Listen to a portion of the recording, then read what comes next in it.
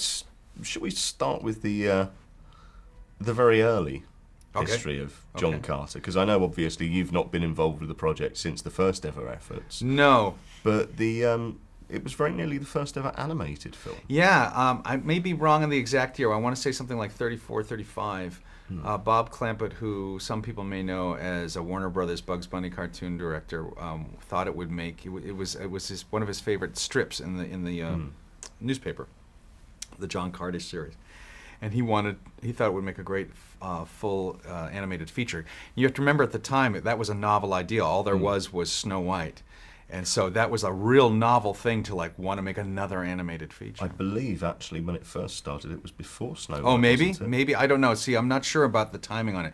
But regardless, it was a new flavor. It was a new thing to be able to make a fully animated 2D feature. So people were still unsure whether there was that much of an appetite for it. It's so exactly the history that happened right after Toy Story, where people were still questioning whether it was a medium that would stick around.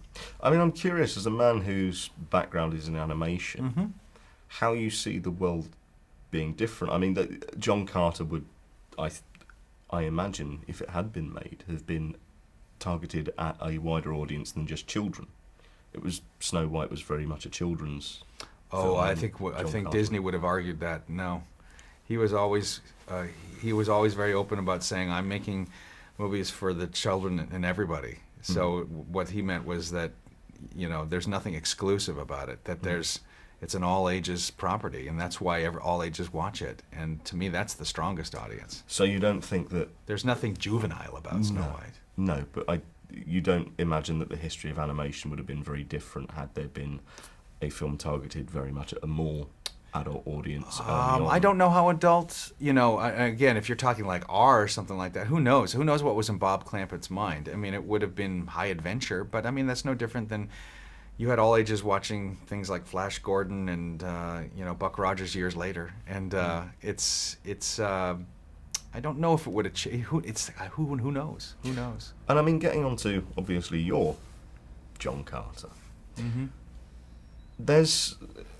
It's obviously, there is an appeal for children.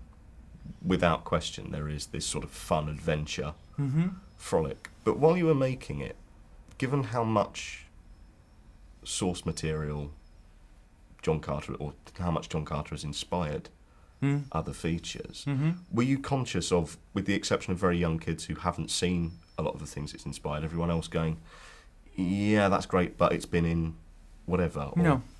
No, because nobody's done exactly what was in the book.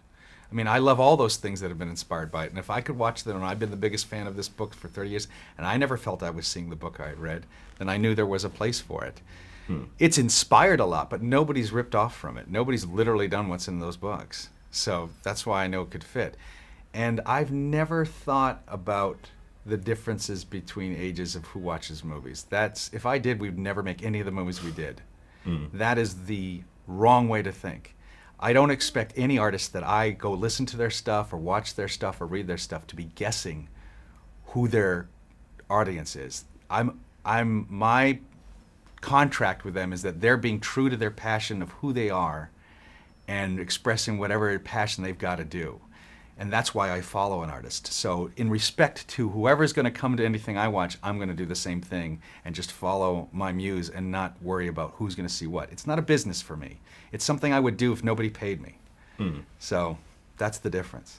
Do you find, with working in Disney and Pixar, do you find that you are given that freedom, or are there Have still since people... day one. That's all I've ever known for 20 years is complete artistic freedom. So there's no one saying, it's a great idea, but we need to make sure that it gets this much money? Or? That's a bad taste business person talking. Artists don't talk like that.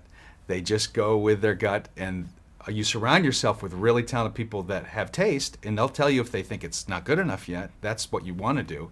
But nobody's thinking like a businessman. I would not work for any place that did. And the development process on this, which is obviously a live action and animation film, is it the same or similar to Disney/Pixar's development in sort of story? It's starting to be. Part of the reason Disney wholly bought us about, I don't know, 5-6 years ago, was they recognized that how we were developing our stuff was really working. And so they wanted to have us basically, in a weird way, teach them sort of go backwards and teach them sort of how to do it the way we do it, how to adapt it for them. So they're slowly turning it around to a much more artist friendly, creatively risk-taking environment, which is the smart thing to do.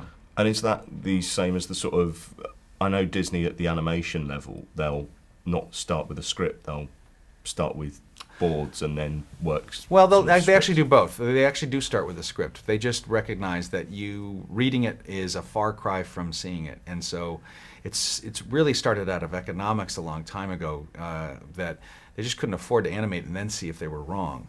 And then they found out that beyond that, it was a really great tool that was very cheap and quick to be able to just sort of better see if your ideas were working. So, Hitchcock used it all the time, boarded everything. Scorsese boards everything. So it's just a really smart way of working, no matter what kind of medium that you're in. Well, thank you very much. Sure, thank you. Pleasure.